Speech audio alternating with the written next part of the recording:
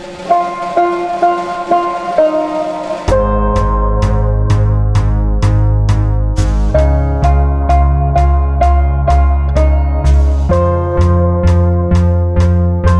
Westeros, Episode 8. Fear is for the Long Night. Hello and thanks for tuning in today. I'm Yolkboy in England. And I'm Lady Guinevere in Boston. Now, this was supposed to be a Halloween episode, but we were told just before the release of the new World of Ice and Fire book, which we hope you're all enjoying as much as we are, that there would be new information on the Long Night that we wouldn't want to miss out on including. Yes, so we delayed the episode and added a few things here and there from the World book. We didn't have time to re-record the entire episode with all the various snippets of World book information, but we tried to mention a few of the new insights where we could.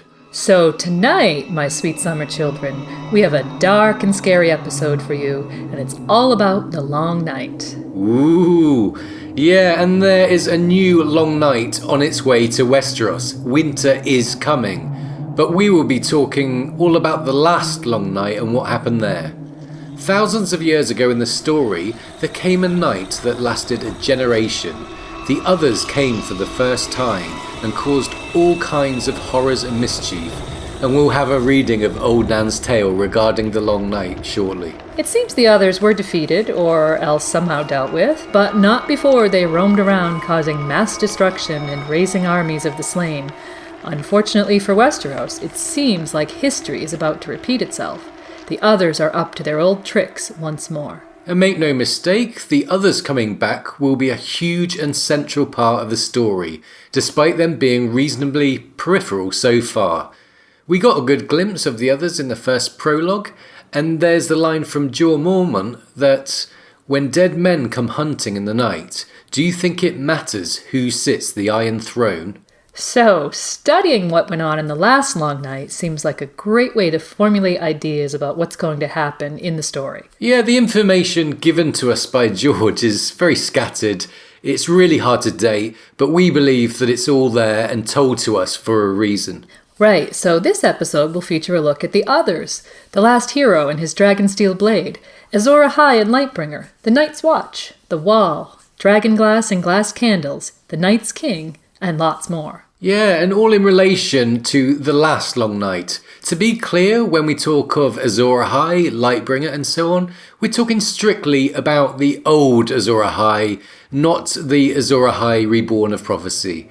This episode is a look at the past, and how you choose to apply the information to the present or the future is entirely up to you. Yeah, it is important to differentiate here, we think. We can't really do too much analysis about the last Long Night, so this episode will be full of theories and ideas about what exactly went on. Yeah, this discussion really lends itself to theorising, so that's what we're going to do. The Long Night, Azor Ahai, and so on are interpreted many different ways, so I think we're just going to offer some ideas on these contentious issues. George seems to be holding back a lot of important details, as not to give away certain mysteries, so we'll just do our best to theorise here. And tonight we also have our first guest musician, a local busker called Robb Dylan, has written a song especially for Radio Westeros, and he's been in our studio to perform it. So there's a first, and it's a great song too. Okay, so let's get this Long Night show on the road. Hi there everyone, this is Robb Dylan, and I'll be in the studios later here at Radio Westeros, singing especially for you my latest ditty entitled Joffrey's Cup. Okay, so first of all we want to look at the supposed heroes of the Long Night, Azor Ahai and the last hero.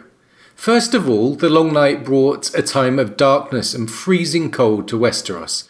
We're going to have a reading of Old Nan's tale about the Long Night shortly, but we want to quickly discuss these supposed saviours. Yeah, so in Old Nan's Tale, we hear about the last hero of Westerosi legend. Now, the World Book seems to indicate that the dark and cold affected Essos very badly, too, freezing rivers far to the south. George has blurred the timeline, and that makes us wonder if there was several long nights happening through history, or just one that affected everyone. Right, and similarly, there's a hero from Eastern legend called Azor Ahai. He's given several names in the World Book: Hyakun the Hero, Yintar, Nefarion, and Eldrick Shadow Chaser, which again creates uncertainty. Are all these heroes different people, or are they just one person who lifted the Long Night curse from Planetos, and so is revered the world over? Was Azor Ahai from the East, or was it just that the legends are from the East, and they actually concern a Westerosi hero? There's many directions it could go. Yeah, it's really not clear. But one thing we're sure of is that George wants to confuse us here. This ambiguity seems cultivated, and we think a writer would usually only want to do this when they're hiding a secret of some kind. So, with that in mind, we're going to investigate one angle now. We're going to examine if not only are Azor Ahai, Hyakun the Hero, Yintar, Nefarion, and Eldrick Shadow Chaser the same person, but if Azor Ahai and the last hero of Westeros could also be the same, and George has been trying to throw us off the scent. Yeah, and one argument we've seen against this is that Azor Ahai comes from Eastern legend, and that there's no evidence of Azor Ahai actually being in Westeros. Well, we think there actually is a small but very important nod to Azor Ahai to be found in Westeros, and that's in the Night's Watch vows. Right. According to Eastern legends, Azor Ahai had a burning flaming sword, Lightbringer, and in the presumably ancient Night's Watch vows, it says, "I am the sword in the darkness." And we think this is a clear and firm allusion to Lightbringer, I am the sword in the darkness. And we're going to cover the Night's Watch later, but briefly, it seems to us like an homage that Azor Ahai could have actually fought with the Night's Watch during the last long night. And so the Night's Watch chose to nod or homage his legendary weapon in their vows. At the very least, we interpret this as some form of evidence that Lightbringer was in Westeros. And remember, the Horn of Joramun seems to get an homage in these vows too, the horn that wakes the sleepers. And nobody doubts that was in Westeros around the time of the Long Night. So, we're looking at there being one huge cataclysmic disaster thousands of years ago, brought about by the others, that affected a huge part of the planet. A hero broke the curse, and tales of his deeds spread the world over. This hero's tale, as in our world, might have distorted when passed from culture to culture, with each shoehorning the story into their own way of thinking, their own religion, and so on. Yeah, and different cultures might have even attributed the cause of the Long Night to different things. Those far from the others might have blamed the darkness on their gods or the deeds of their leaders, like the Aztecs used to do, for example. But in this line of thought, all the affected cultures were similarly glad that the cold, dark curse was lifted and the terror ended. Right, and now to begin a closer look to see if Azor Ahai and the Last Hero bear some similarities, we're first of all going to have a reading of Old Nan's Tale, our first glimpse of the Long Night and the Last Hero. So here's Lady Gwyn with that reading from A Game of Thrones.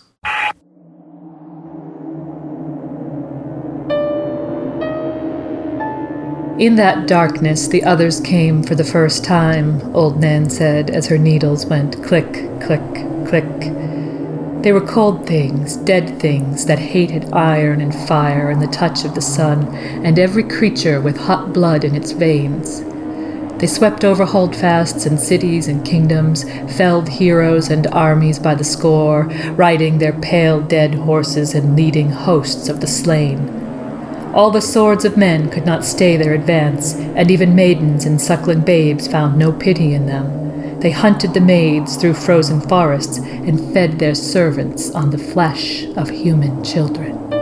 Her voice had dropped very low, almost to a whisper, and Bran found himself leaning forward to listen.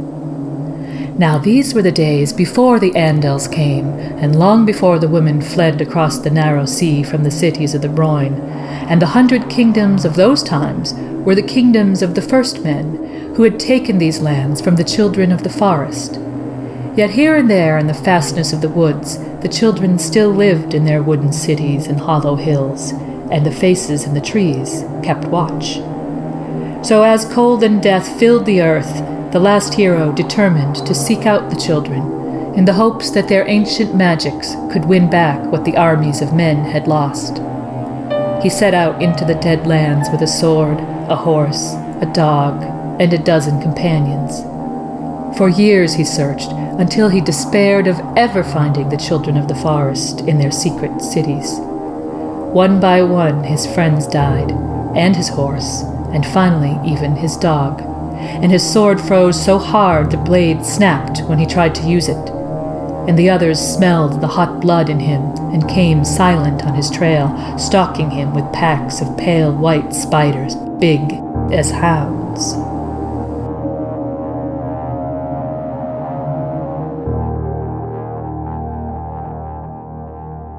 Okay, so that was Old Nan's tale regarding the long night and the last hero. Yes, and it was Meister Lewin who interrupted the story before the reader could learn how it ends. A real tease for us readers there. Yes, and George does like to tease. However, later in that same chapter, we do actually get a glimpse of the ending. Bran seems to know what the ending is.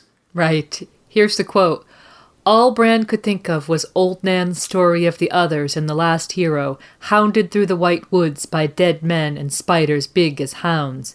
He was afraid for a moment, until he remembered how the story ended.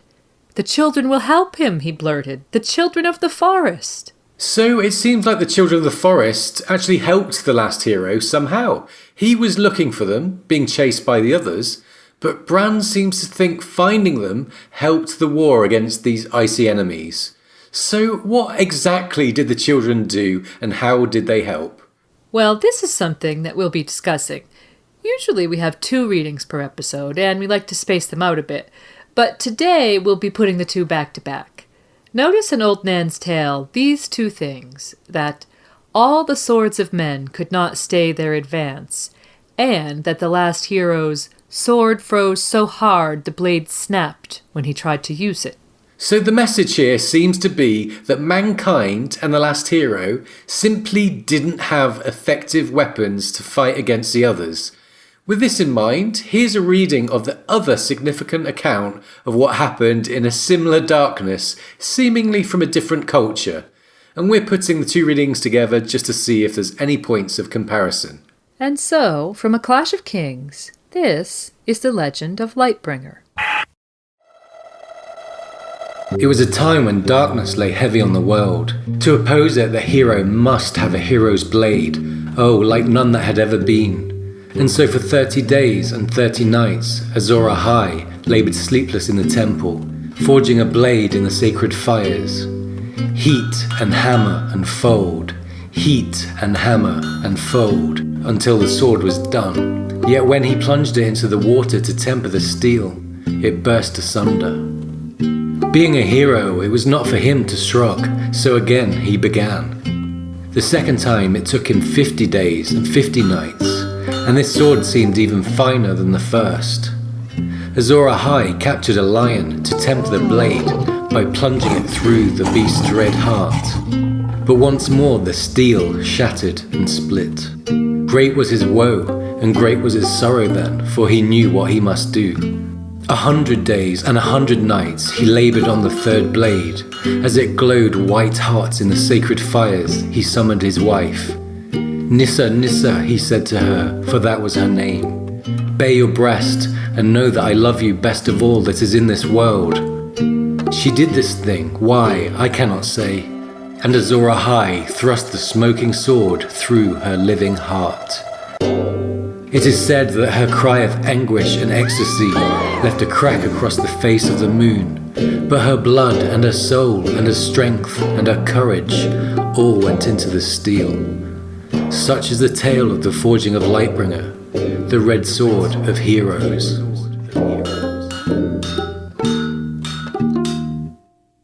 So, The Last Hero and The Legend of Lightbringer, 2 stories that seem to be about the last long night. They both mention this time of darkness coming to the world. And like we said, there's much discussion about whether the last hero and Azor Ahai are 2 different people, or the same person viewed through a different cultural lens.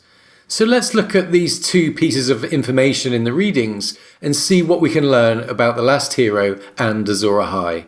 Now, as we pointed out, in Old Nan's story, the last hero seemed unable to fight against the others. His sword froze so hard that it snapped, indicative of the problem that the first men were having. Yeah, all the swords of men could not stay their advance is another hint to that. And from what we know about the others, remember Waymar's sword shatters the first time we even meet the others in the first prologue.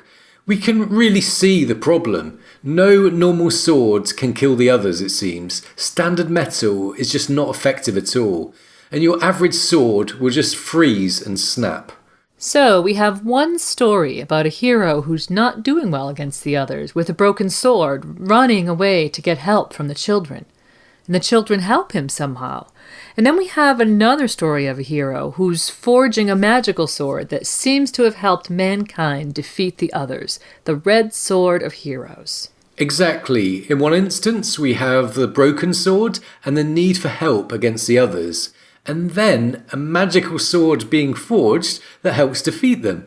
So our idea is that these two readings could actually be the same story. Yeah, so could Old Nan's Tale and the Legend of Lightbringer be different parts of the same story?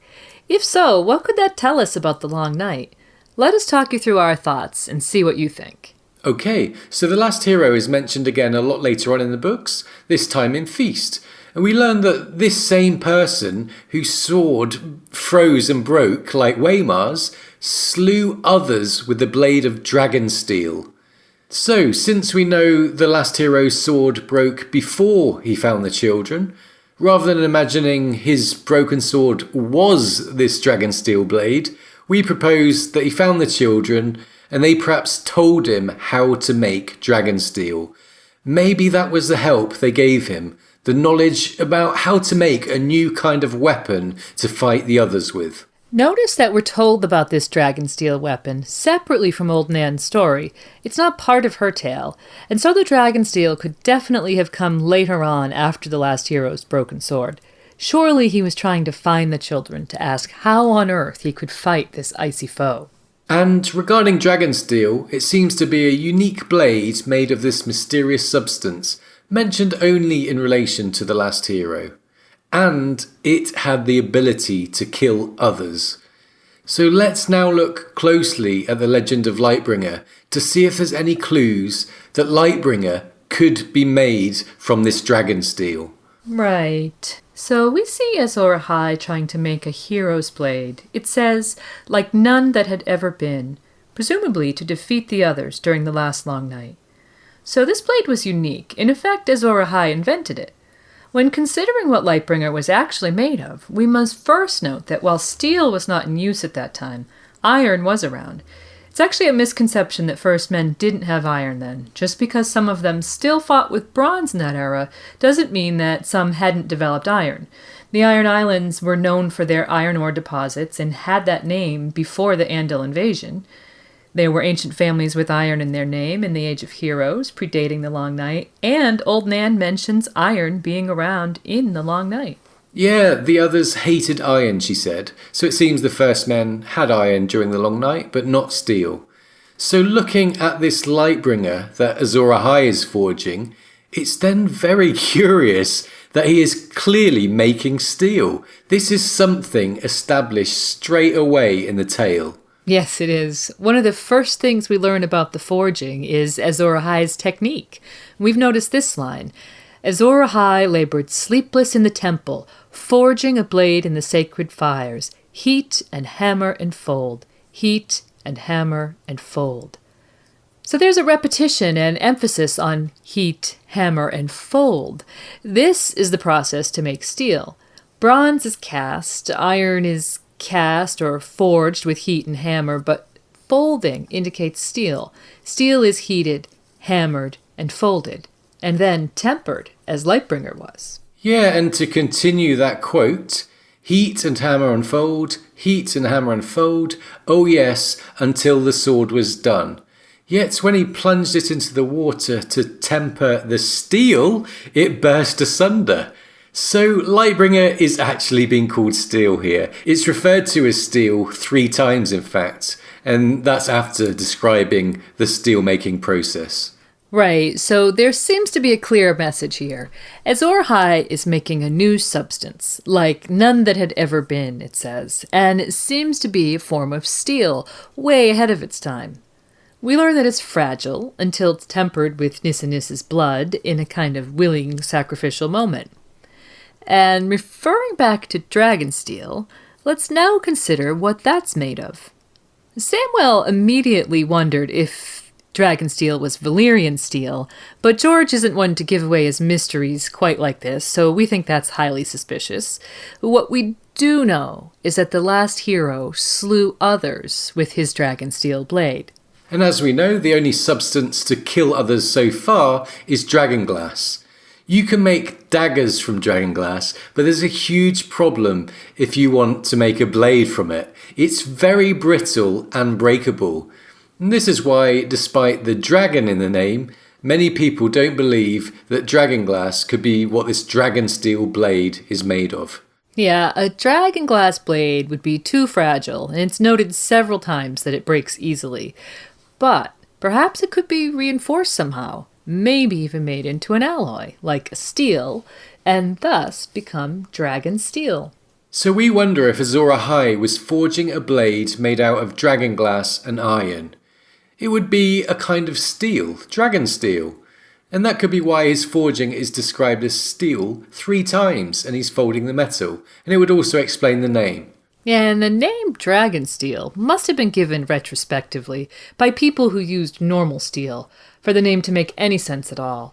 It seems very suspicious to us that we have a hero called Azor Ahai folding metal like steel, and the blade being called steel, an anachronism, and another hero with a blade dubbed Dragon Steel from the same pre-steel era. Right, and steel is an alloy made from iron and carbon, which you heat, hammer and fold, and then finally temper to make it less brittle. Azor Ahai might have been making the only sword that could actually kill the others by reinforcing dragonglass with iron. And we'll get into this more later, but perhaps Azor Ahai found the Children of the Forest, and they told him either about dragonglass's effectiveness against the others, or how to make this new substance. What's clear from the Lightbringer story is that Azor Ahai was a smith, and had some knowledge about sword making already. Yeah, and if Lightbringer was made of reinforced dragonglass, something really fits here. In fact, we think there's quite a few things that start to fit. Yeah, people often wonder what good a single flaming sword could do in the long night, and that's caused people to wonder if Lightbringer isn't some kind of metaphor. We'll show why we think that a flaming sword could make a lot of sense as a weapon that was so effective against the others that it became legendary. First, here's a word about the mechanics of a fiery sword. Right, so we know that Lightbringer was set aflame when it was thrust through Nissa's bloody heart. This sounds like a blood sacrifice, and the flames on the sword seems to be part of what made it such an amazing weapon, tempered with blood. We've looked at something else made of dragonglass, glass candles, and we realised that on a smaller scale, exactly the same thing happens. Blood seems to ignite them. Right, we've noticed that 2 things seem to be important for the lighting of glass candles, made of dragonglass. For one thing, an increase of magic might play a part. It has to be at the right time, a time of magic in the world. The other thing that we think we're looking at is blood magic. Armin the Acolyte tells us about people trying to light these dragonglass candles in a dark room, and quote, he says there's only a candle of obsidian. He must spend the night in darkness unless he can light that candle. Some will try. Often they cut their fingers, for the ridges on the candles are said to be as sharp as razors. Then, with bloody hands, they must wait upon the dawn. So, people trying to light a glass candle do so in the dark, and there's razor-sharp edges around the candles, so they cut themselves, getting their blood on the candles. Marwyn seems successful in his attempts to light the candles in the end, and we think that happened as a result of this blood magic conducted in a new era of high magic that we're seeing. Both Quaithe and Elaine noted that dragons have increased the magic in the world, and both related this to fire magic, with a fire mage and wildfire production respectively. And glass candles are surely fire magic too. And if it's the bloody fingers that spark the fire on the candle, this could be how Lightbringer was set aflame, stabbing a dragonglass sword through his beloved wife's heart, her blood completely covering the blade as a human sacrifice, so Nissa's blood was all over the blade and lit it completely. Yeah, that's how Lightbringer might have been set aflame. People tend to assume it was just some random magic, but we're looking at the actual mechanics of this fiery sword ignition. So we're considering the blade being made of dragonglass and in effect being a giant glass candle. Yeah, a huge glass candle to fight the others, the red sword of heroes. And another piece that falls into place here is that glass candles burn on and on. Marwyn says about his candle, it burns but is not consumed. So obsidian, or dragonglass, burns without being consumed. And this is exactly what Lightbringer would need to do, wouldn't it? Right. Otherwise it would just burn out or whatever, so Lightbringer does need to burn without being consumed. And the only substance we know that has that magical ability is dragonglass. Exactly. And so now why don't we discuss why a dragonglass blade, if it could be strengthened as we've suggested, would be such a brilliant and effective weapon against the others, so much so that it's being talked about thousands of years later. Yeah, we've thought a lot about why a dragonglass blade would benefit a hero during the long night, and there's just so many things that seem to make sense to us. First of all, dragonglass is lethal to others. We've already seen it with Sam the Slayer. So this is a major plus for a hero trying to win a war against these supernatural foes. Dragonglass is obviously their Achilles heel. And next, the flame coming from it would be able to kill wights. We've seen fire kill wights already, and the others had armies of these wights, so a dragonglass blade would have the unique ability to kill both others and wights. This would be essential in fighting the others. A fiery dragonglass blade is starting to make a lot of sense now. Yeah, it does seem to make sense to us. The logic behind a magical blade that it can kill others and wights. But we think there would be more benefits. Yes, we do. Lots. Dragonglass is razor sharp, and this is said several times. From a Jon point of view, torchlight ran along its edge, a thin orange line that spoke of razor sharpness. And again later we get, the dragonglass blade was sharper than steel. And also those descriptions of those at the Citadel cutting their fingers against the razor-sharp edges. Right, so it's a sharp substance. It seems we're told this for a reason. And if its brittleness could just be addressed, as we'll talk about, it could cut and slash its way through enemies no problem at all. We also learn that dragonglass comes in shapes suitable for a blade to be made out of it. One of the candles is described here. The candle itself was 3 feet tall and slender as a sword. Right, 3 feet tall and slender as a sword, sharper than steel. Very interesting, we think, these snippets of information and their wording. Yeah, it's interesting, and let's now remember why it's called the Long Night. The others seem to not only bring winter with them, but darkness too. Old Nan says it was a night that lasted a generation, and darkness is also used in the Lightbringer tale. So the others are no doubt comfortable in darkness. It's a great advantage for them, really. Sam wonders if, aside from bringing the cold with them, they also bring night and darkness too. And if you have to fight a huge war in darkness, you really could do with one thing: light. You need light not only to see what you're doing, but to adversely affect the others who seem to dislike it. Light during the long night does sound like a very good idea. Vital, in fact. And regarding light emitted by glass candles, we learn from Sam that, end quote, the candle was unpleasantly bright, and the light was queer and bright, much brighter than any beeswax or tallow candle. So, these glass candles are unnaturally bright. If a glass candle does this, imagine what a flaming dragonglass sword could do. It could light the way and get rid of this complete darkness that would otherwise make the others unstoppable, and also pose a threat to the enemy. Yeah, I don't think the others would like that at all. Old Nan alludes to them hating light, so it would turn the tables on them completely, giving a huge advantage to whoever held that bright fiery blade. So far a dragonglass blade seems like a perfect weapon against the others, doesn't it? Yeah, it does seem ideal, and there's more still. Aside from dragonglass burning without being consumed, meaning no fuel is required, thankfully, dragonglass flame also doesn't waver at all from the descriptions. You can't blow it out like a candle.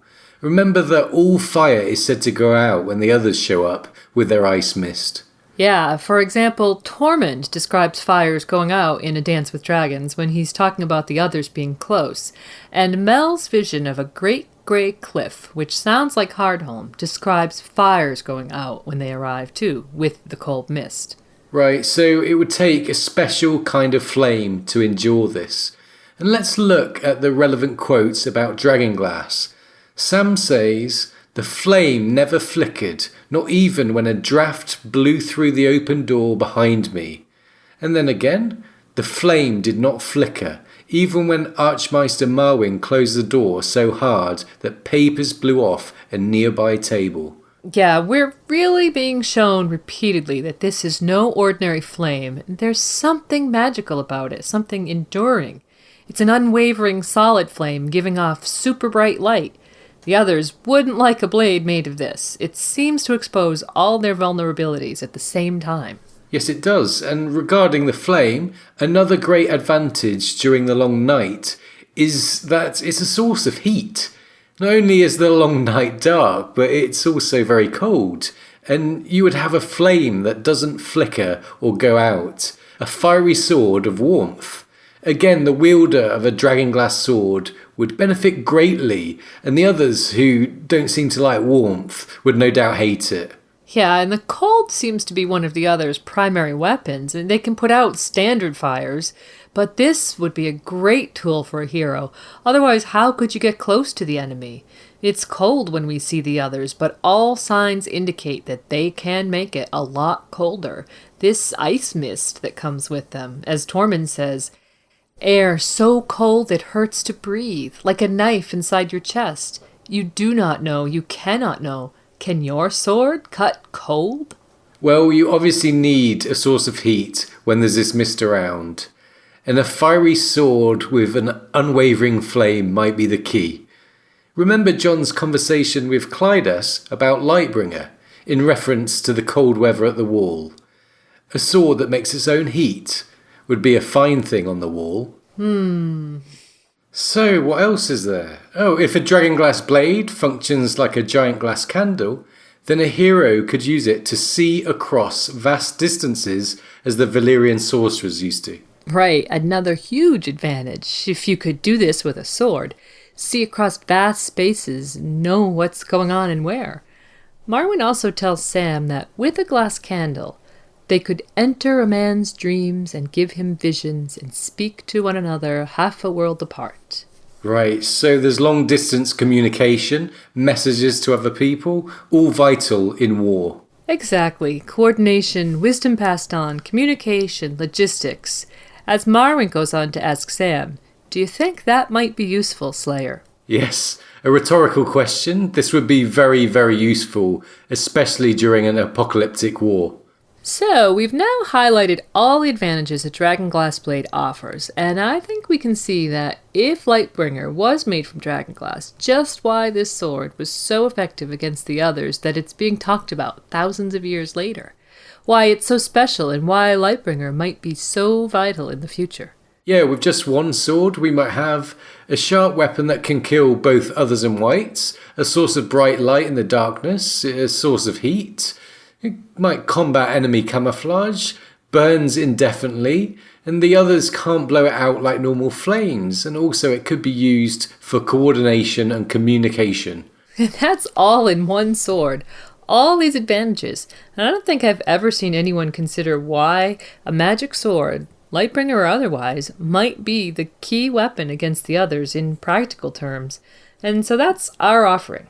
Yeah, and we'll talk about dragonglass being made into a kind of steel to strengthen it a bit later. But to round things up here, every sword needs a hilt.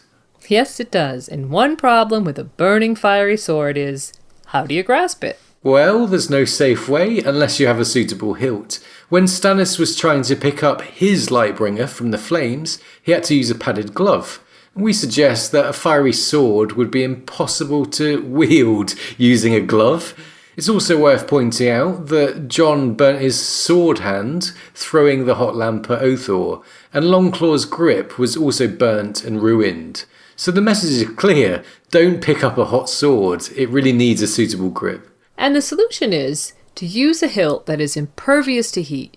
And what's the most significant hilt in the books? Yeah, I think the most significant hilt in the books is on the cat's paws blade in A Game of Thrones, which makes it easily identifiable. And it's made of dragon bone. Yes, dragon bone. And Tyrion reads this about dragon bone. It's as strong as steel, yet lighter and far more flexible, and of course, utterly impervious to fire. So it's not affected by heat, and we do see it being used as a hilt very early on. With it being from dragons, it's suitable for a fiery other-slaying sword on a number of levels. We think if Lightbringer was a sword, that must have been what Azor Ahai used as the hilt for it. In fact, it's the only hilt which makes any sense at all. There would certainly have been dragon bone around at that time. So that's our idea, a huge theory with many new elements for you all to consider. We think it's possible that not only are Azor Ahai and the Last Hero the same person, and that Lightbringer is Dragonsteel, but also that Old Nan's Tale and the Legend of Lightbringer is actually the same story. A desperate hero with a broken sword, unable to fight his enemy, going on to make a new, unique, magical sword that was the key to victory against the others. And yeah, so that's our rather large theory with lots of pieces of information about dragonglass, glass candles, and a lot more that seem to fit together, we think. It's worth mentioning that dragonglass blades do in fact have some kind of historical real-world basis. In Mesoamerica, Aztecs had blades called macohital. These were like clubs with ridges carved in, and the Aztecs lined obsidian in the ridges to make very sharp blades. They're said to be so sharp that they could actually decapitate. Not only were they used in warfare, but also in bloodletting ceremony too. So there might be a historical influence for a dragonglass blade. And I'm sure George has heard of macohital, with Mesoamerica stretching not too far from New Mexico where he lives. And it's also worth noting that obsidian blades were used for human sacrifice in that part of the world, if that was an influence on the Nissa story. And if Dragonsteel was a form of steel, it would be ahead of its time, an anachronism. So we've wondered if the part of Old Nan's Tale that's missing, the information about how exactly the Children of the Forest helped the Last Hero, might be to do with greenseers. In the world of Ice and Fire, it's speculated that greenseers can look into the future. Yeah, and greenseers would be the perfect people to help you if you wanted to make an anachronistic weapon. In a story where people can see into the future, anachronisms are very possible, and the Last Hero could make a blade like none that had ever been. And so that's our look at Azor Ahai and the Last Hero during the last long night. And just for the heck of it, here's an audio rendition of Azor Ahai stabbing his wife in a willing sacrifice.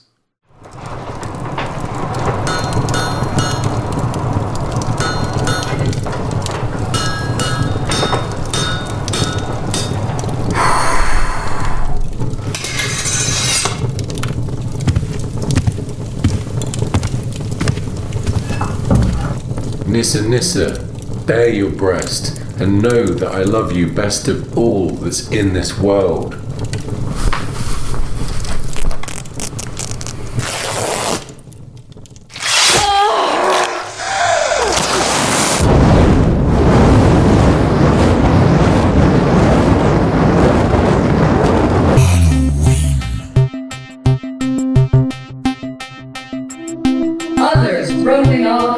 Seven Kingdoms. Armies of whites wreaking havoc. Milk Boy freezing in the studio. Radio. Westeros.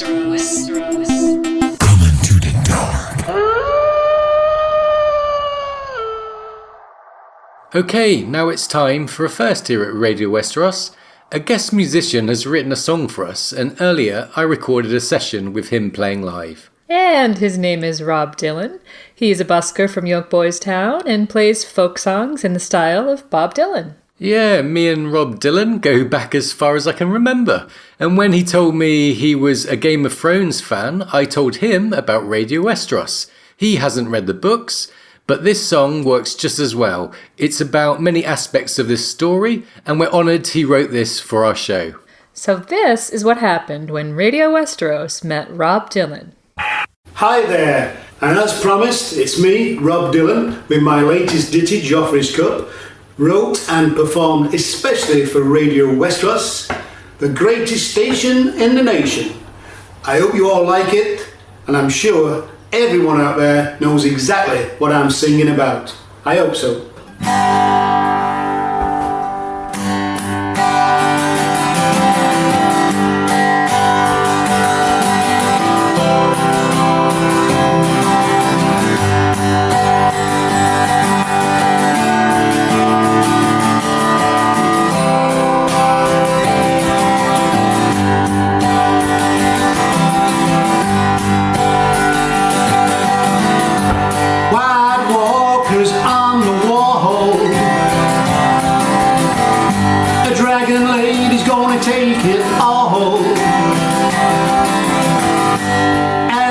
Flies in his sail. A fire's burning Winterfell. But Joffrey isn't thirsty anymore.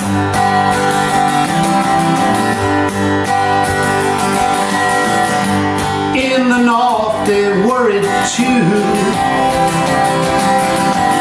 What is Khaleesi gonna do?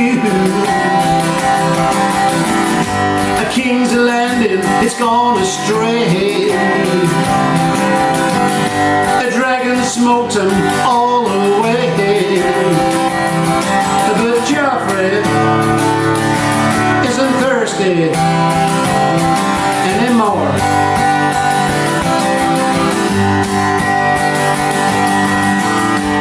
Leaving babies in the wood, I didn't do him any good. Ironborn had no regrets. A Lannister, he pays his debts. But Joffrey isn't thirsty anymore.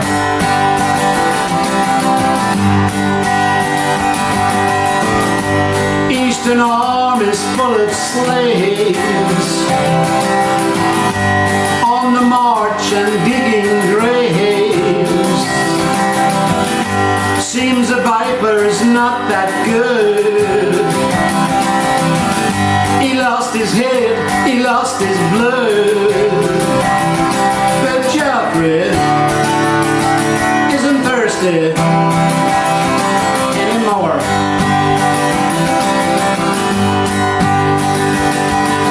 Joffrey isn't thirsty anymore. Thank you. So, Robb Dylan, thanks very much for being our first guest musician here at Radio Westeros. Thank you, York Boy, for having me. Yeah, and your song, Joffrey's Cup, was a really nice overview of the story. And here at Radio Westeros, we like to make theories about what's going to happen next. And you've got a theory of your own, haven't you? I sure do, York Boy. I reckon when the Mountain sliced his horse's head off after he lost the jousting, bad loser by the way, I reckon that was a glimpse of what the dragon's gonna get in due course. Right, so you think the Mountain will end up cutting off a dragon's head, and that was a little bit of a clue there. Well, I wouldn't put money on it, but I think it's a fair bet. Well, there you go. You heard it from Robb Dylan first. Thanks very much, Rob Dylan. Yes, and well, thank you, Yoke Boy. I've got to rush now because I've got a gig on tonight in Carf, and they are very good payers. So that's one gig I cannot be late for. Okay, adios. Okay. So, thanks to Rob Dylan for being our guest musician and for writing Joffrey's Cup, especially for Radio Westeros. We wish him all the best for his gig in Carth, and I hope it does pay well. Yeah, well, it should. Danny got a crown and all sorts of valuables, and that was just for parading dragons, so who knows what he's going to get for his song. Right. Well, we've actually made a video of Rob Dylan playing Joffrey's Cup and put it on YouTube, and you can get to it via our website, radiowesteros.com. Yeah, go and take a look at the video. The song gets better with every play, and I've never wanted a video to go viral so much before. I hope it will at least get some likes from you listeners. I know it would make Rob Dylan's day. Right. And if some appreciation is shown, perhaps we can get Rob Dylan back with a follow-up song. And we hope that Rob Dylan will come back in the future. And I think the chorus, Joffrey isn't thirsty anymore, is quite brilliant. In any sane world, this would catch on, I think. All right, so now it's time to move on. So we've so far looked at the possibility that Lightbringer and Dragonsteel are one and the same. We're going to continue our look at magical swords and discuss whether we've seen the old Lightbringer in the story so far. Yeah, if Lightbringer was a sword back then, and there's every indication that it was, we'd hope that we would have seen it by now in the current story. Now, we've pointed out that Azor Ahai was making steel, and of course, the last hero's blade is said to be dragon steel. Right, so there's two anachronisms. And the prime suspect for a sword that we know being one of or both of these blades is Dawn. Yeah, Dawn, which is another sword that has shades of anachronism. Right. Dawn is unnaturally sharp. When Jaime gets knighted, it says, "The pale blade was so sharp that even that light touch cut through Jaime's tunic so he bled anew. He never felt it." So Dawn is a very, very sharp blade. Jaime doesn't even feel it there when it touches him, and it cuts him. And it's worth remembering the line about dragonglass being sharper than steel. But anyway, Dawn is a super sharp blade, and George says that it's at least a couple of thousand years old, and beyond that, the history is too fuzzy to be accurate. Yeah, and it's still in good shape to be able to cut Jaime from just a slight touch, and if it goes back with Howstane all that way, it would be the only sword like this seen in Westeros that far back, we think. It's a very unique blade. There has to be something about Dawn. George has actually pointed out that Dawn has an illustrious history. Yeah, it does, and the Daynes may have been first men. Darkstar tells us that Howstane goes back 10,000 years to the dawn of days, and it seems with their Valyrian-type looks, they themselves are a little out of place. Dawn's the only sword that goes with a title. The Danes give the sword to their Sword of the Morning, to those worthy of the title. It's a standout sword, strange white color, which seems to indicate that it's not any form of Valyrian steel, and it hasn't rusted as it should have done after all this time. Yeah, so Dawn seems to be in suspiciously great shape for an ancient sword. And the explanation given about Dawn is that it was forged from the heart of a fallen star. Okay, right, implying that there was some rare or magical metal used. So, all things considered, there's plenty of reasons to believe Dawn is somehow special to this story. It has mystery written all over it. It does, and remember that Dawn's only mentioned a few times in the books, and each time very, very briefly. So let's consider if Dawn might have been Lightbringer during the last long night. First of all, there's the age. George both let us know that it's a couple of thousand years old and that it might be older still. The way he said that the timeline was fuzzy that far back really makes it possible that Dawn could date back to the last long night. Yeah, exactly. He's giving Dawn a possible window to date that far back. And remember that the Daynes stretch quite far back too, so timeline might not be a problem. Next is the name. Dawn comes at the end of night, and dawn is frequently used in the context of ending the long night. Right, the War for the Dawn, and Lightbringer seems to have brought back the light, brought the dawn after the long night. Yeah, it seems to have, so Dawn would be an appropriate name. Perhaps it might have been called Lightbringer during the long night, and the darkness went away, the flame went out, and it was renamed Dawn. Exactly, it would have changed. It can't be Lightbringer after bringing the light back. So the name might be really fitting. And there might be something going on with the use of the word dawn. Remember, Lightbringer is the red sword of heroes, and Dawn the blade is pale white. When dawn is described, as in the breaking of dawn, red and white are often the colours associated. Yes, we have some examples here. A red dawn broke across a windswept sky. That's as Robb left Winterfell for the last time. And a red dawn broke, and that's after the Whispering Wood. And immediately after King Robert talks to Ned about Jon's mother in the Barrowlands, the rising sun sent fingers of light through the pale white mists of dawn. Right, pale white, like Dawn the sword. And in a Caitlin point of view, a breaking dawn is described. Dawn came cruel, a dagger of light. So, dawn is a dagger of light. Remember also that the sword is described as alive with light. And when Bran hears the song The Night That Ended about the long night, as soon as he's alone, he thinks about Sir Arthur Dayne's sword.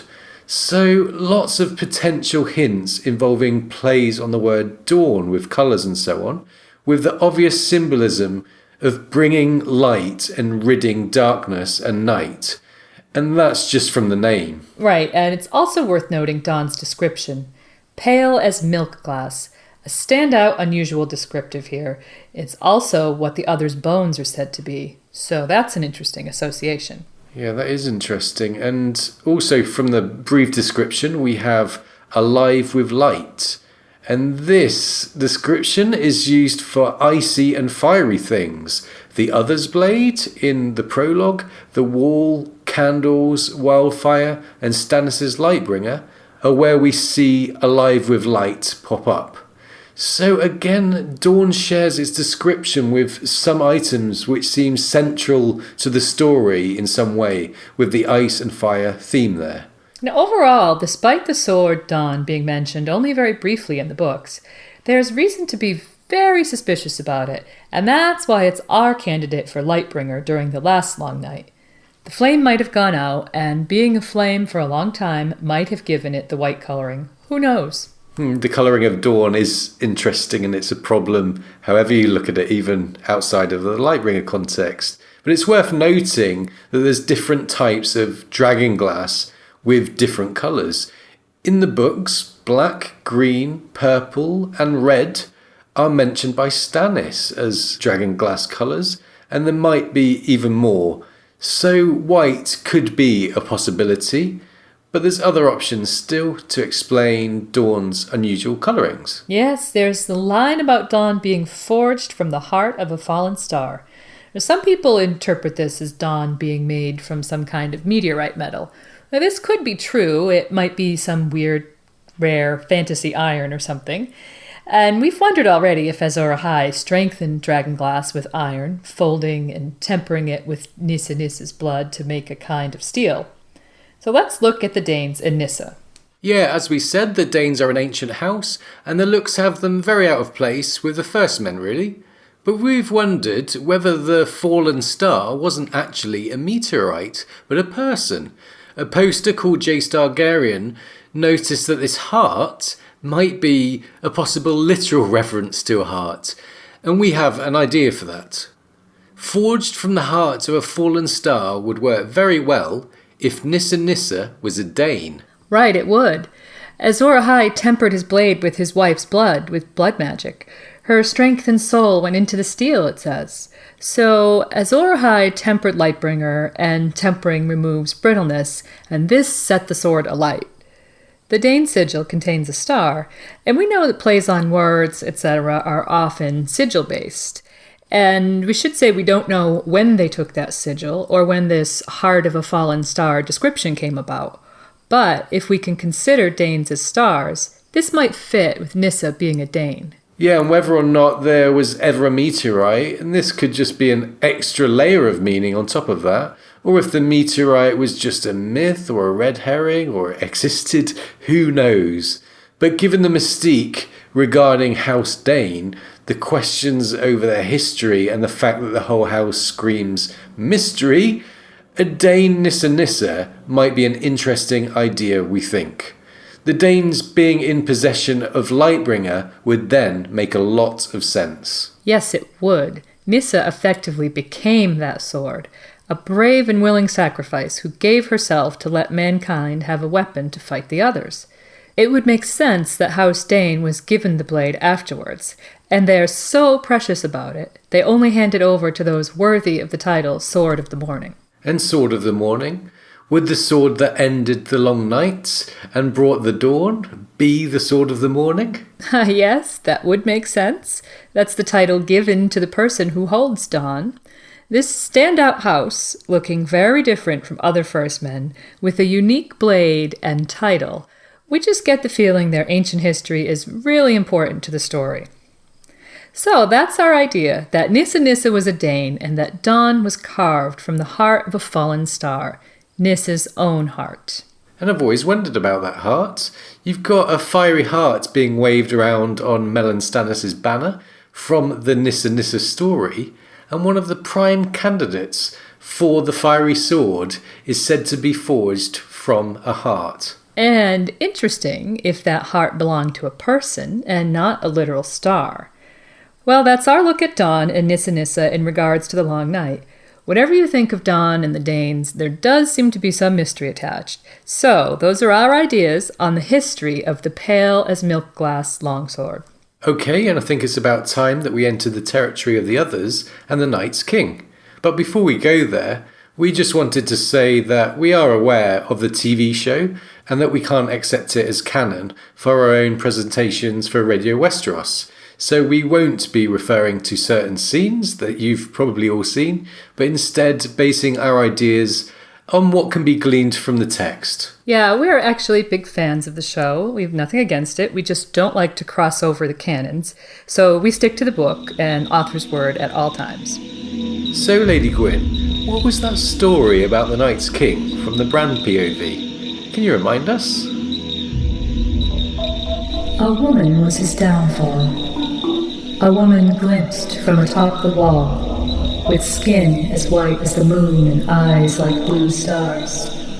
And when he gave his seed to her, he gave his soul as well. His soul as well.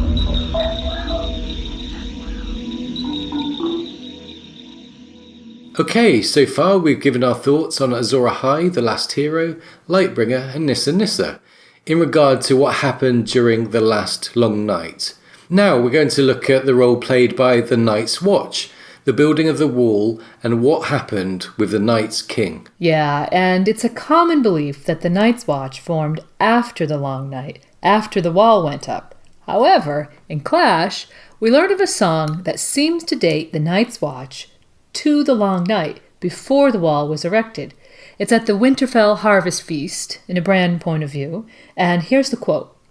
The music grew wilder, the drummers joined in, and Hother Umber brought forth a huge curved war horn banded in silver, when the singer reached the part in The Night That Ended, where the Night's Watch rode forth to meet the others in the battle for the dawn. He blew a blast that set all the dogs to barking.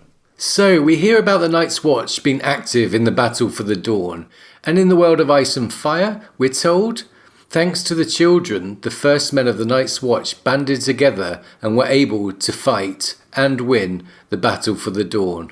And this might tie in with something Mel says in Storm of Swords. She says, even Azor Ahai did not win his war alone.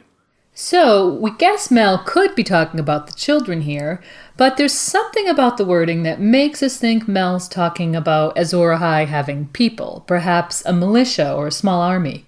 Given it stated that the Night's Watch rode forth to meet the others in the battle for the dawn, we speculate Azor Ahai might have had the first generation Night's Watch with him.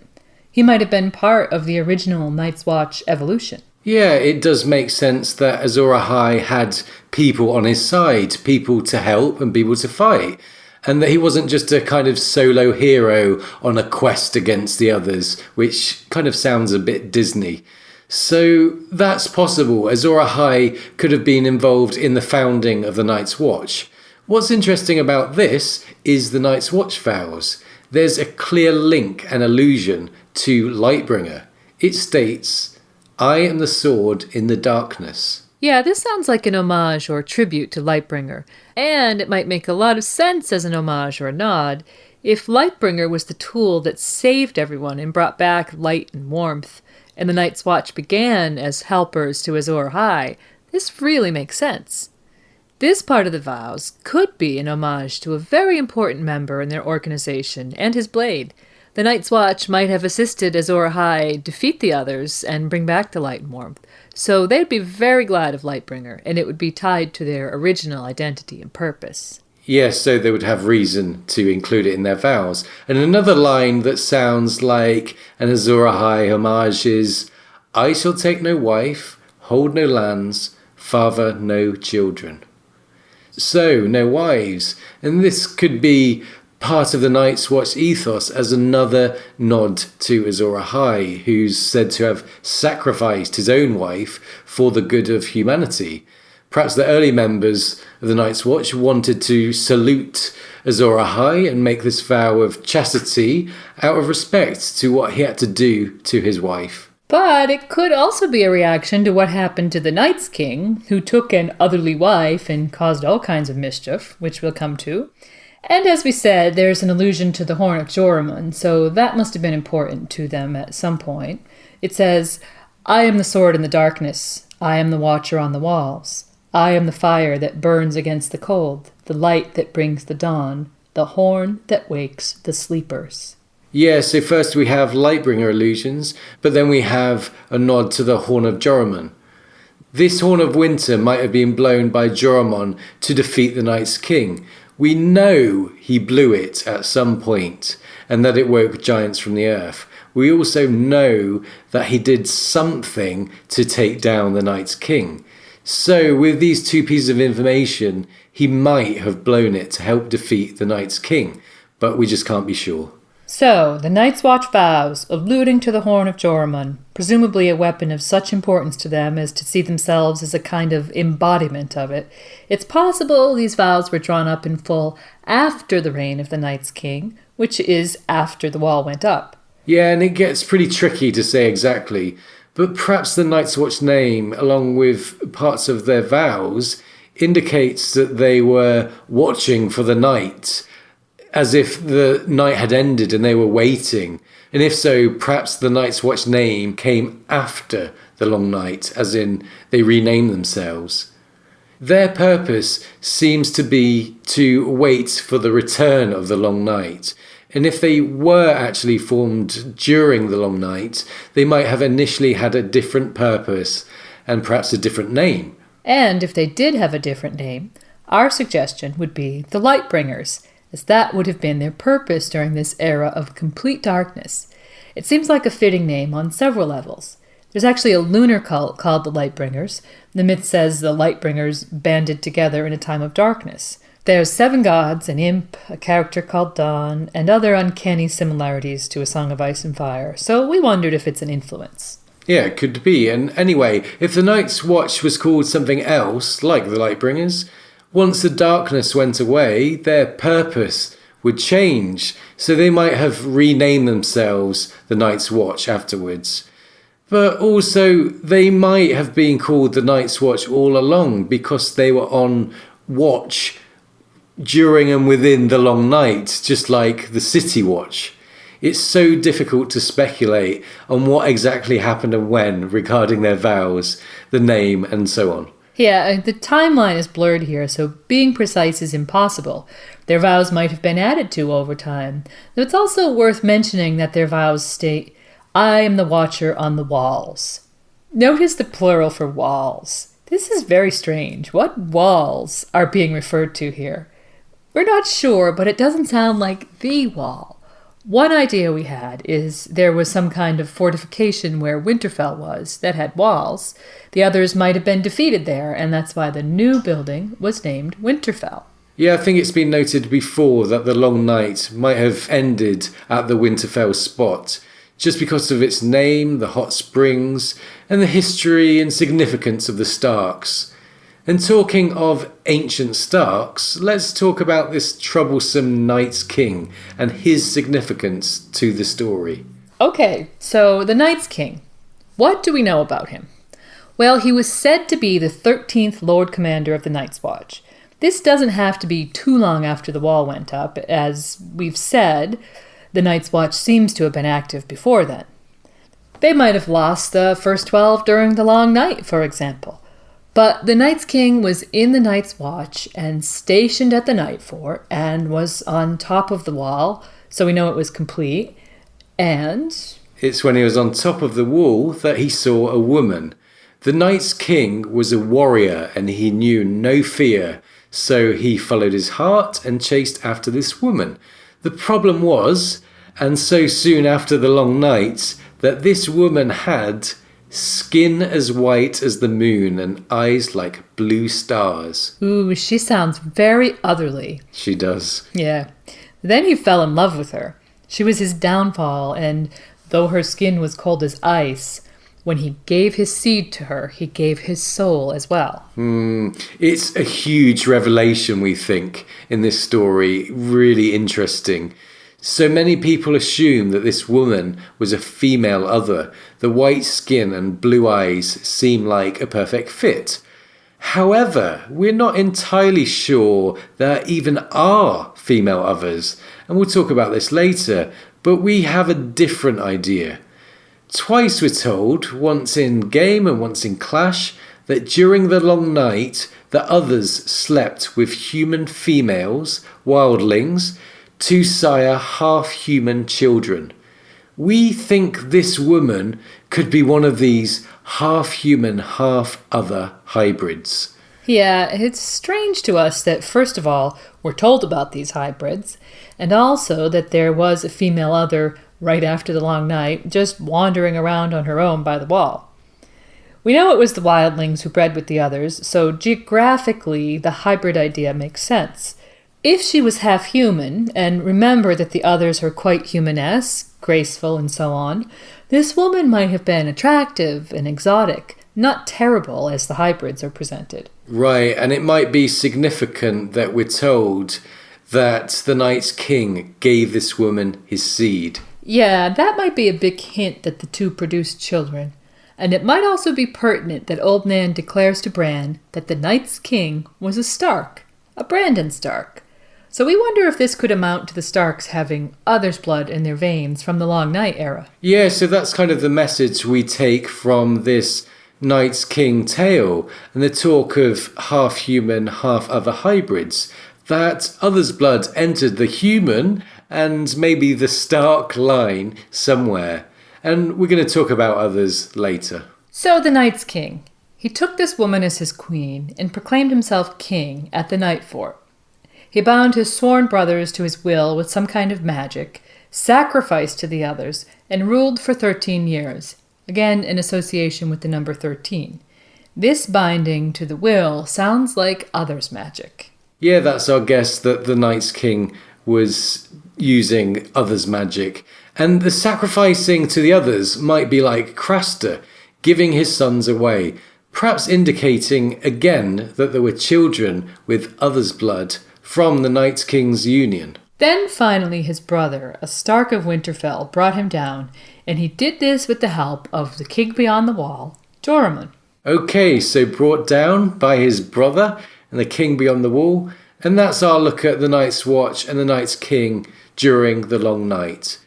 All three of these things seem closely linked, and regarding who the Night's King actually was, well, the timeline is just so blurred we can't really say beyond him being a Stark.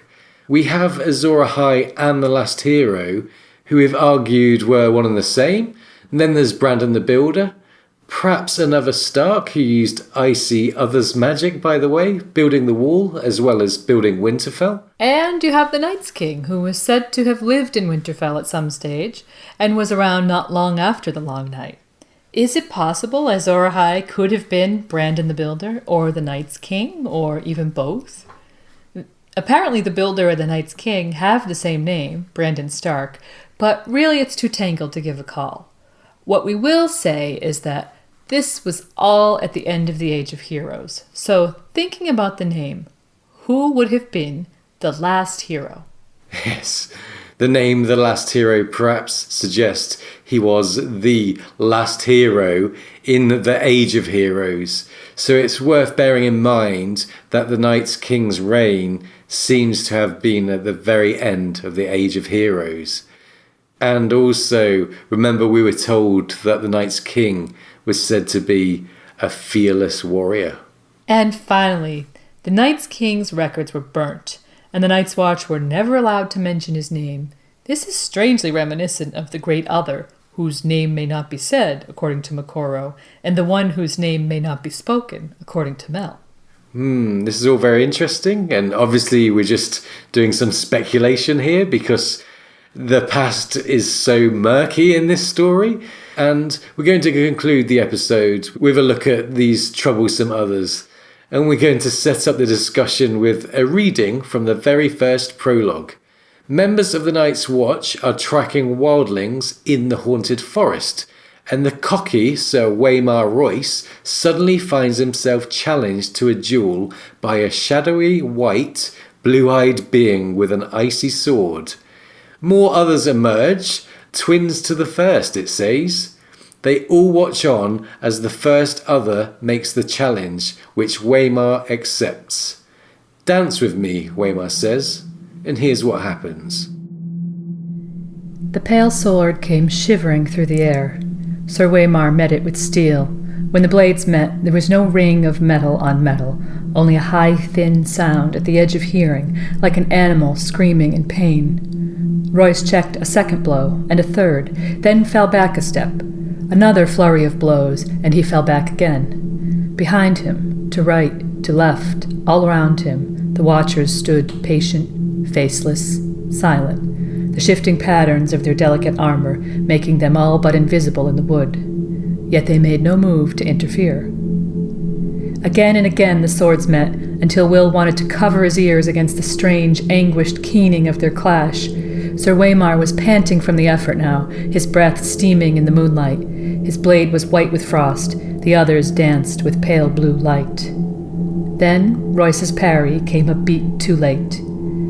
The pale sword bit through the ringmail beneath his arm. The young lord cried out in pain. Blood welled between the rings. It steamed in the cold, and the droplets seemed red as fire where they touched the snow. Sir Waymar's fingers brushed his side. His moleskin glove came away soaked with red. The other said something in a language that Will did not know. His voice was like the cracking of ice on a winter lake, and the words were mocking. Sir Waymar Royce found his fury.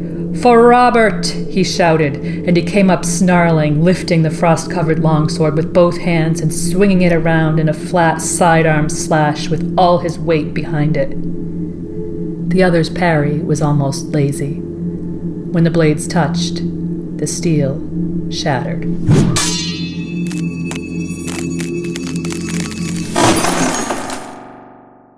And that was what happened when Waymar Royce met the others. Listen to all our readings at radiowesteros.com. They're all there without having to search through these long files. Now, let's conclude this episode by talking about the others. Yeah, it's just so difficult to talk about the origins, what they want, and so on. At this stage, it's anyone's guess, we think. Right, we just don't know enough about them, really. So we'll look at what we do know about the others from the present story and from the last long night, and maybe throw out a few observations and ideas. So we know that the others can do icy magic. George said the others can do things with ice that we can't imagine and make substances of it. Right, and in the same interview, George said that their swords are confirmed to be made of ice. And it's this power over ice which makes us think that it was others' magic which helped build the wall, not the children of the forest. Going back to a possible others link with the Starks, it's worth mentioning the Stark sword. Yeah, it's called ice. Now, in game, it's pointed out that Ned's ice is not the original Stark ancestral blade, that there was another before it. The Valyrian steel ice was 400 years old, but here's the quote from a cat point of view about ice. The name it bore was older still, a legacy from the Age of Heroes, when the Starks were kings in the north. So it sounds like there was another Stark blade called Ice from the Age of Heroes, and Starks were then kings in the north. There would be a very short window during the Age of Heroes, we think, for this to happen. Brandon the Builder founded House Stark just after the Long Night, with Winterfell and the Wall going up, apparently both his doing. It seems the Age of Heroes was over not too long after. Yes, it's difficult to be precise, but our point is that this ancestral blade called ice might have come from the Long Night era. Given the name, perhaps it's a gigantic clue, and the fact George lets us know about this blade quite subtly, and has replaced it so that we don't see it... Yeah, this is all quite suspicious, isn't it? Yes, it is. So, could the original ice be an other's blade? Well, we're not the first to think this, but this is our call, and we think it would be a good bet, and would make a heck of a lot of sense with the name and with the timeline information that we do have. Right, and sometimes blades are taken from a fallen enemy. They're also taken from a surrendering enemy, and in this story, you only have to consider what the Iron Throne is made of to see an example of that happening. So there could have been a surrendering, a pact or a treaty, and the others handed over a blade. The alternative could be that a Stark mastered ice magic and made their own. So if the original ice was an other's blade, I wonder if it's still around. Could it be in the crypts or something? Oh, could be. I guess we can talk about that another time, but now let's consider who or what the others actually are. Okay, so looking at the first time we see them, in the Game of Thrones prologue, we learn a bit about them. They wear color-changing armor, so they're an advanced species. They're tall and they move silently. They're surrounded by cold that might be quite deadly when they're en masse, or when they want it to be. Either they bring the cold or cold follows them. They have pale white skin and bright blue eyes, and in the prologue they all look the same. The 5 that emerge around Waymar are described as twins to the first, so they might be directly related. Interestingly, when Waymar fights another, the ones watching don't interfere. We take this, as others have noted, as a sign of intelligence and a code of conduct, fairness, and maybe chivalry between them. These are not mindless savage monsters here. They're displaying intelligent human patterns to their behaviour. Another point that readers have noticed is that they are also hinted to be mocking Waymar, so they might actually have a sense of humour. Right, and as we mentioned, normal steel is useless against them. Waymar's sword shatters, and he is then set upon by the watching others and butchered. The others communicate. They're sophisticated enough to have a language, which sounds like, and quote, the cracking of ice on a winter lake. Yeah, and this is how I imagine it.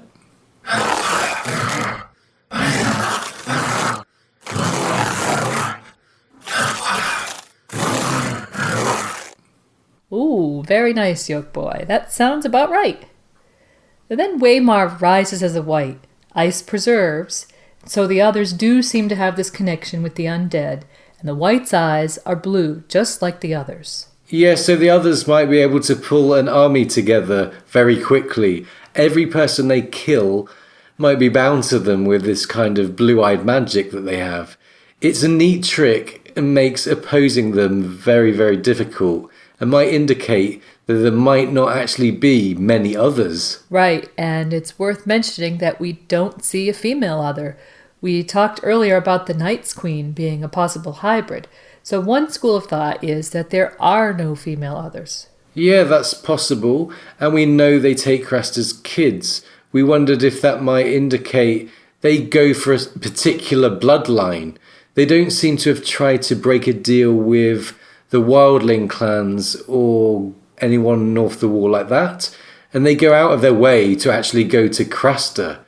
It could be the literary purpose of writing Craster as incestuous, with all these many children that he's probably had over the years, that the others are specifically interested in his bloodline.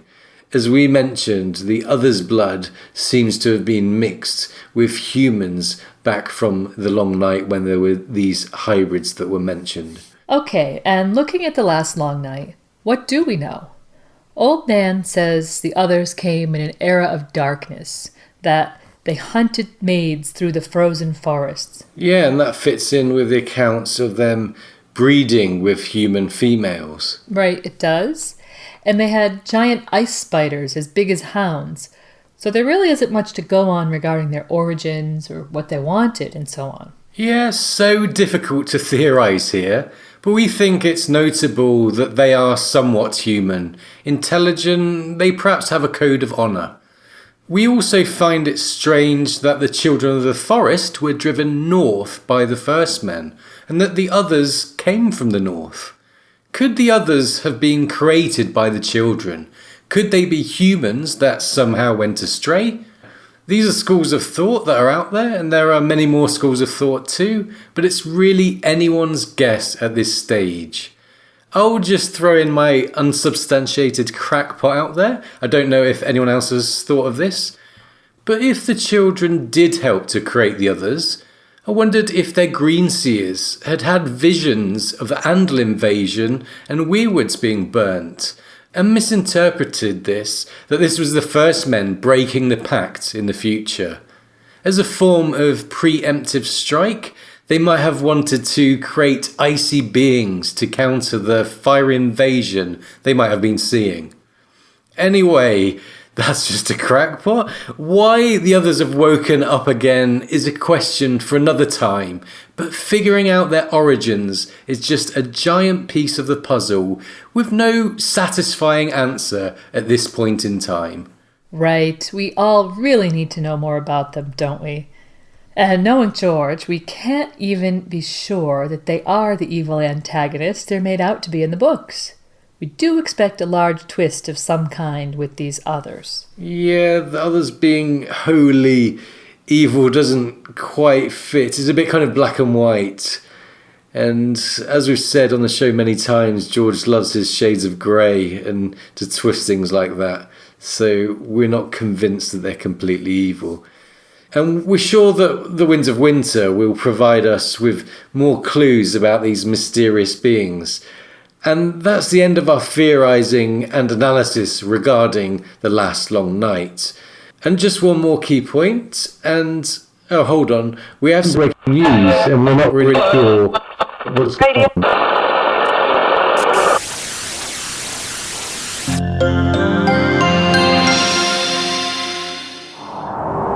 This is a public service announcement. Radio Westeros regrets to inform you that the Long Night has arrived. Please stay calm. There is nothing that needs to be done. You will freeze and be transformed into the undead slaves of ice demons. It was known that this night would come, and now it has. You were warned. This happens once every 8,000 years, and as it is standard procedure, there really is nothing to worry about. Tormund Giantsbane has informed us that you can't fight mist, so it's best just to have a deep breath. There's no reason to believe the others are the bad guys. In fact, they treat their undead army very well. If Old Nan is to be believed, you'll be feasting on the flesh of human children in no time at all. The Long Night. Winter has come.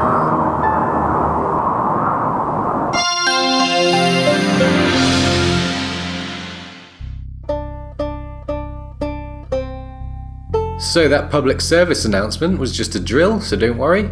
But winter is coming. The Starks are always right in the end. Yeah, they are. History is going to repeat itself, and another long night is on the way. The others, the last hero, Azor Ahai, Dragonsteel, Lightbringer, Dragonglass, Glass Candles, Dawn, Nissa, and more, all covered here, and we hope you enjoyed it. Yes, we do. And we're aware everyone has their own ideas about the Long Night, Azor Ahai, and so on. And with so little information to go on, we think it's best to hear the many ideas that are out there and draw your own conclusions. But we think there's lots of fresh ideas talked about today for you listeners to chew on. As we said in the intro, in trying to figure out what will happen in the next Long Night, we thought it was a good idea to zoom in on the last Long Night. And we hope we provoked a few thoughts and crackpots today. And we had great fun putting this Long Night episode together. And up next, and by the way, we sometimes have to change our schedule around, so this is a plan rather than a promise. Yeah, but we're lining up a kind of double next. First we want to cover the Brotherhood Without Banners, and then follow it up with a Catelyn episode that goes on to cover the Red Wedding and Lady Stoneheart too. That's it. Brotherhood Without Banners, then Cat and Stoneheart after that. Touch wood. Yes. Okay, so thanks very much to Robb Dylan, our first ever guest musician, who wrote and performed that song especially for Radio Westeros, and we'll link to a YouTube video on our website if you want to see that performed live. Well, we loved it. We hope you did too, and very glad that Robb put in the time to make that for us. And speaking of Robb Dylan, here's what our guest musician had to say about the others. Robb Dylan here. On the subject regarding White Walkers, are you kidding me? Those nasty bastards, I wouldn't let them look after my dog, let alone take care of a baby. I wouldn't like to bump into one of those dudes on a dark night, would you? Well, Robb Dylan seems like a wise man, doesn't he? He does, he's a very wise man, and that was his insight about the White Walkers. So thanks to him for his music and his thoughts there. And thanks also to 9 Inch Nails for allowing us to remix and use elements of their music today, and to George R.R. Martin for making the upcoming long nights of winter more bearable. We are at radiowesteros.com. You can email us at radiowesteros@gmail.com, and it won't be too long until our next episode. Come back next time for Lem, Angai, Beric, Thoros, and the rest of those Brotherhood